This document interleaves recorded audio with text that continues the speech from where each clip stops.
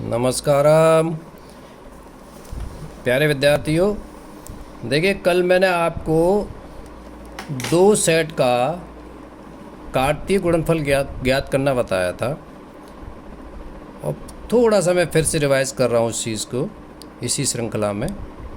मान लीजिए मैंने ए और बी दो सेट ले लिए 1 2 3, बी में एलिमेंट भी मैंने 1 2 3 ही ले लिए, 5 6 7 भी ले सकते थे, कुछ भी ले सकते थे। अब मैंने इन दोनों का कार्तीय गुणनफल ये तैयार कर दिया, 1 का 1 2 3 के साथ, 2 का 1 2 3 के साथ और 3 का 1 2 3 के साथ में। इस तरह से ए क्रॉस बी का रिजल्ट हमने यहाँ पर ज्ञात कर लिया। अब जो ए क्रॉस बी का रिजल्ट है आप देख रहे हैं एक सेट के रूप में ही आया। तो अब इस बड़े सेट में से अपना एक सेट है, इस सेट में से अगर हम छोटे छोटे सेट बना लें, जैसे मैंने इसमें से ये एलिमेंट उठा लिए तो एक छोटा सेट तैयार हो गया और इसको नाम दे दिया मैंने R1। इसी तरीके से मैंने कुछ और अन्य एलिमेंट्स इसमें से उठा लिए जो ऑर्डर पेयर के रूप में हैं, तो इसमें मैंने नाम दे दिया R2। इसी तरह से एक और सेट उठा लिया जो ऑर्डर पेयर के रूप में है अंदर के एलिमेंट्स, उसका नाम मैंने R3 दे दिया। तो कल मैंने आपको बताया था कि R1 जो है देख रहे हैं इसका इस वाले सेट से तो ये उप हो गया ना, उप हुआ, तो यानी उप समुच्चय हो गया R1 आपका A क्रॉस B का। इसी तरीके से R2 भी आपका A क्रॉस B का उप समुच्चय हुआ, सिमिलरली R3 भी हुआ। अगर मैं इन तीनों को एक कंबाइंड नाम दे दूं R, तो R जो है A क्रॉस B का उप समुच्चय बनता है। तो बस यहीं से आपका सेट का जन्म संबंध का जन्म होता है। संबंध की परिभाषा बस यहीं से ड्राइव होगी। यानी R को हम इस तरह से लिख सकते हैं एक ऑर्डर पेयर के रूप में, यानी ए बी के रूप में। शर्त ये होनी चाहिए कि ए का एलिमेंट, ये स्मॉल ए जो है कैपिटल ए यानी सेट ए का एलिमेंट होना चाहिए, स्मॉल बी यानी जो एलिमेंट है ये बी, ये सेट बी का एलिमेंट होना चाहिए। आइए एक उदाहरण द्वारा इसको समझते हैं। आजकल आपने देखा है रामायण में एक सीरियल चल रहा है, उसके कैरेक्टर्स जो हैं वो बड़े वेल नोन हैं, चिरपरिचित हैं, आप जानते हैं। देखिए मैंने यहाँ पर दो सेट लिए, एक सेट ए लिया है जिसमें दशरथ राम लक्ष्मण भरत शत्रुघ्न है, सेट बी है उनकी पत्नियों के नाम है। अब मैंने सेट ए और सेट बी, इसमें देखिए दोनों को इस तरह से कनेक्ट किया है कि दशरथ की पत्नियां हैं कौशल्या, कैकेयी, सुमित्रा।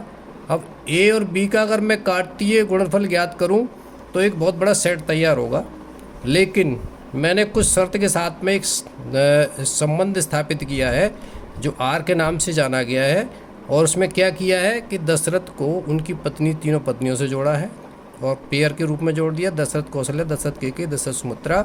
इसी तरीके से राम को सीता के साथ एक पेयर बना दिया, लक्ष्मण को उर्मिला के साथ, भरत को मांडवी और शत्रुघ्न को श्रुतकीर्ति के साथ में, यानी ए बी के रूप में मैंने इसको आपको लिख दिया।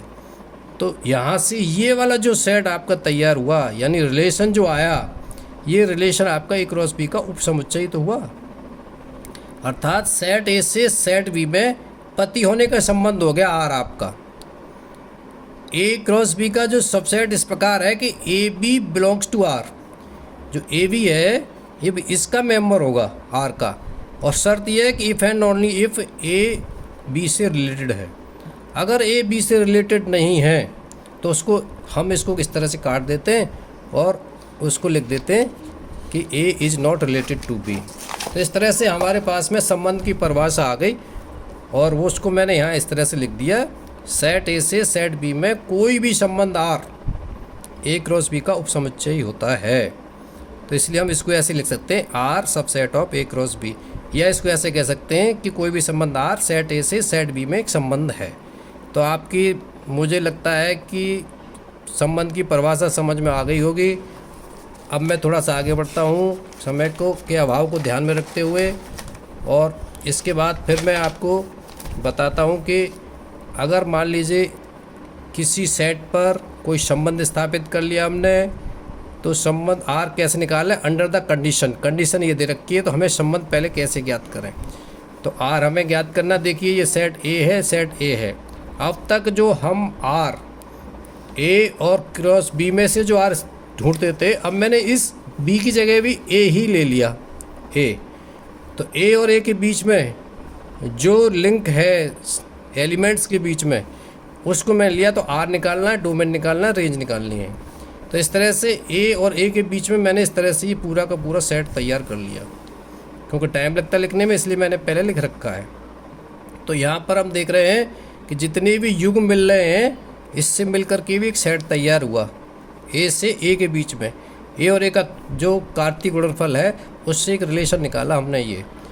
तो इसमें से हमने एक सेट निकाल लिया आर, जो हमारे पास में इस तरह से तैयार हो गया निकल करके।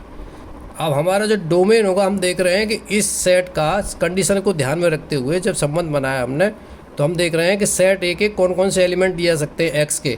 तो 5 तो लिया नहीं जा सकता, क्योंकि 5 ले लिया और इसका 1 लिया तो 5 और 1 6 हो जाएंगे, 6 से छोटा नहीं हो सकता है। इसका 2 ले लिया वाई का, एक्स का 5 ले लिया तो 7 हो जाएंगे ऐड करके, तो 7 6 से छोटा नहीं हो सकता, इसलिए 5 को हम नहीं ले सकते हैं।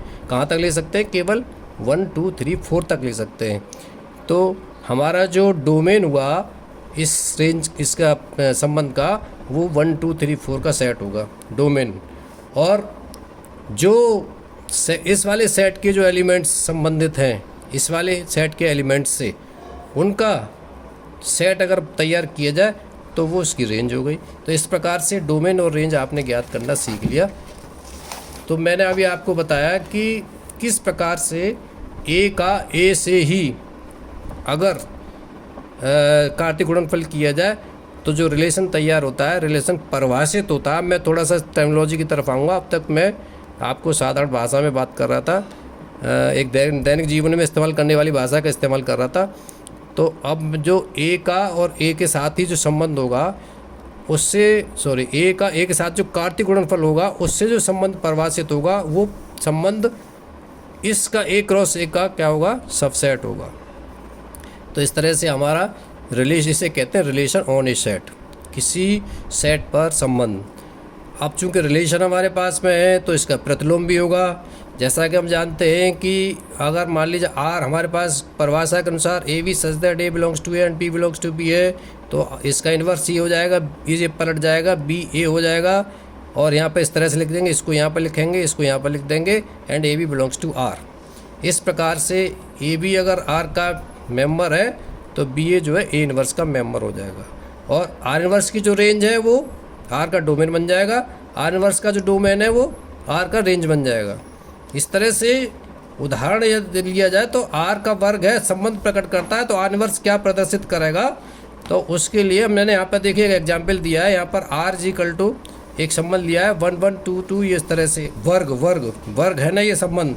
तो इसका वर्ग ये, इसका वर्ग ये वाला इसका वर्ग है, ये इसका वर्ग, इसका वर्ग, इसका वर्ग। तो आर इन्वर्स क्या होगा इसका?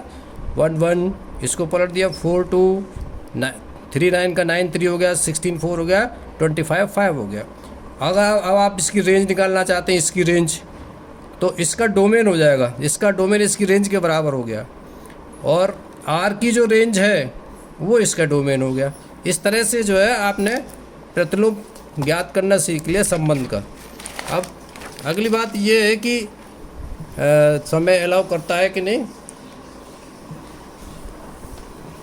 तो आर इन्वर्स का वर्गमूल है, ये संबंध हो गया, संबंध प्रकट करता है। अब यहाँ पे एक प्रमेय है, बहुत छोटा सा समय लगेगा। आर इन्वर्स का inverse is equal to R होता है, कैसे सिद्ध करें? तो चूंकि हम जानते हैं ए और बी में कोई संबंध आर होता है, तो आर को हम इस तरह से लिख लेते हैं।